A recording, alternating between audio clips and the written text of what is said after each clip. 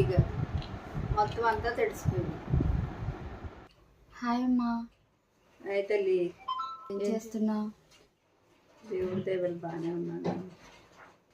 ఈరోజు వీడియోలోకి వెళ్ళిపోదామా? అలాగేనమ్మా. అయితే మనం వీడియోలోకి వెళ్ళే ముందు మా ఛానల్ మీకు నచ్చినట్లయితే మా వీడియోస్ని లైక్ చేయండి, సబ్స్క్రైబ్ చేయండి, కామెంట్ చేయడం అసలు మర్చిపోకండి. Thank you. అమ్మ, మొన్నటి వరకు చాలా ఎండలు ఉండే కదా, ఇప్పుడైతే మళ్ళీ నిన్నటి నుంచి వర్షాలు వస్తున్నాయి కదా. అంటే మీ కాలంలో కరెంట్ ఉండేది కాదు, రోడ్లు ఫుడ్ కూడా సరిపడా ఉండేది కాదు కదా. మీ కాలంలో వర్షాకాలంలో ఎలాంటి ఇబ్బందులు ఎదుర్కొనేవారు ఈరోజు మాతో షేర్ చేసుకుంటావా? తప్పకుండా షేర్ చేసుకుంటానమ్మా. అప్పుడైతే వర్షాకాలం అంటే చాలా భయంకరం. ఇప్పుడులాగా వర్షాకాలం వస్తుంది, వర్షం కాసేపు కురిసి వెళ్ళిపోతుంది అనే రోజులు కాదు. అప్పుడు వర్షాకాలం అంటే చాలా భయం. నెల 15 రోజులు ఆపు లేకుండా వర్షం కురిసేసి ఇంట్లో జనాన్ని బయటికి వెళ్ళనిచ్చింది కాదు. అప్పుడు ఉన్నాయన్ని తాటాకిళ్ళు. ఇల్లు చూస్తే ఇంట్లోంచి వర్షం, పైనుంచి ఏమో ఇంట్లోకి వర్షం కురిసేది.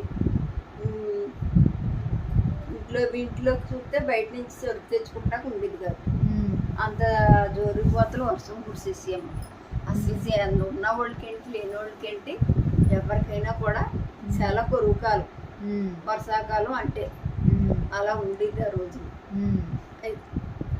అయితే వర్షాకాలం వస్తుంది అనేటప్పటికి ఎంత ఉన్న వాళ్ళైనా లేని వాళ్ళైనా కొంచెం దాచుకునేవారు అన్నీ. రైస్ కానీ, పప్పులు కానీ, పచ్చళ్ళు కానీ. అప్పుడు గ్యాసులు ఏమీ లేవు. అయితే పొలాలు కానీ పొయ్యి మంట పెట్టుకుంటా పొలాలు అటుకులన్నీ ఉండి అటుక మీద పెట్టుకుని దాచుకునేవి పొలాలన్నీ. వేసవకాలం ఇప్పుడు చేసుకుని వేసవకాలం నాడు వర్షాకాలం వస్తుందని ముందే ఒక నెలకి 2 నెలలకి కాసిన పైన దాచుకునేవారు. అలాగే సరుకులన్నీ కూడా దాచుకునేవారు. ఉన్నవాళ్ళు ఉన్నంత లేనివాళ్ళు లేనంత. కానీ వర్షాలు మొదలుపెట్టినాయి అంటే అసలు ఆపడలేదు ఉండదు కదా. చాలా ఇబ్బందులు అయిపోయినాయి. అప్పుడు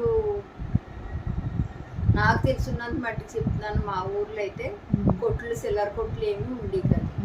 ఎక్కడికో బజార్కి వెళ్ళి తెచ్చుకోవాలి. బజార్కి వెళ్ళి తెచ్చుకోవాలంటే మా ఊర్లో రోడ్లు ఉండేవి కాదు. ఒక మట్టి రోడ్డుని వెళ్తే మోకాళ్ళు పైగానే నీరు వచ్చేసి తప్పనిసరి పరిస్థితుల్లో కొట్టుకాడికి వెళ్ళి సరుకు తెచ్చుకోవాలంటే ఆ మోకాళ్ళలో దిగి నడిచి సరుకు తెచ్చుకోవాల్సిన పరిస్థితి ఉండేది. అప్పుడు వచ్చేటప్పటికి బట్టలంతా బురద అయిపోయి సరుకులు కూడా ఒక్కొక్కసారి నా సందర్భంలో చెప్తున్నాను. నేను ఒకసారి సరుకులకి వెళ్ళినప్పుడు జారిపోయి పడిపోయింది. అక్కడ సరుకులు మట్టి అయిపోయింది, నేను బురద అయిపోయింది. ఇంటికి వచ్చేటప్పటికి ఎడుతూ వచ్చాను. అలాంటి పరిస్థితులు ఉండే మా చిన్నప్పుడు. వర్షాకాలం అంటేనే అంత భయంకరంగా ఉండేది. అప్పుడు ఎక్కువ అందరికీ పాకలు తాటాకిళ్ళే కదా. అన్ని తాటాకిళ్ళే. ఎక్కడైనా ఉంటే పెంకుటిల్లు ఉండేది. అప్పుడు ఎవరింట్లో అయినా వర్షం కురిసి వేరే ఒకళ్ళ ఇంట్లోకి వెళ్ళి ఉండి సందర్భాలు ఏమైనా ఉన్నాయా? ఆ సందర్భాలు తక్కువే. పైన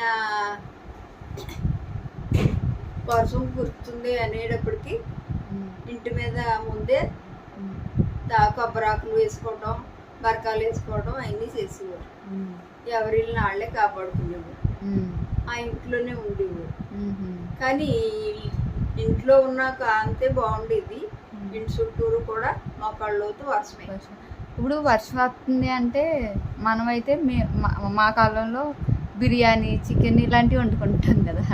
అప్పుడు మీ కాలంలో వర్షం? మా కాలంలో చెప్పాలంటే మాకు అన్నం వండుకోవడమే కష్టమైపోయింది. ఏదో బియ్యం ఉన్నాయి కదా, అన్నం వండుకోవాలంటే ఎంత పొయ్యి మంట పెట్టుకుంటా పొలాలు ఉండేవి కదా. ఆ పొలంలో ఉండి అన్నం వండుకుంటే మరి కూర వండుకుంటాకి ఇబ్బంది అయిపోయింది. ఏదో కొంచెం పప్పు ఏదో ఉంటే అది పప్పుచారు కాసుకోవడమో లేకపోతే పచ్చడి వేసుకోవడమో అది ఆ రోజు గడిచిందంటే చాలా సంతోషంగా ఉండేది. వర్షాకాలం వస్తే వర్షం వస్తే తగ్గేది కాదు కదా. అప్పుడు పనులకు కూడా వెళ్ళి పరిస్థితులు కాదు. పనులేమీ లేవు, అసలు ఏమీ లేవు. ఎంత పని చేసుకునే మగోళ్ళైనా నెలల తరబడి ఇంట్లోనే ఉండేవారు. ఇంకా అప్పుడు ప్రతి వాళ్ళకి కూడా కరువు కాలం, వర్షాకాలం అలా ఉండేది. సరే అమ్మా, అయితే ఈ రోజు ఇంక వీడియో క్లోజ్ చేద్దామా? అలాగేనమ్మా. Okay, bye bye.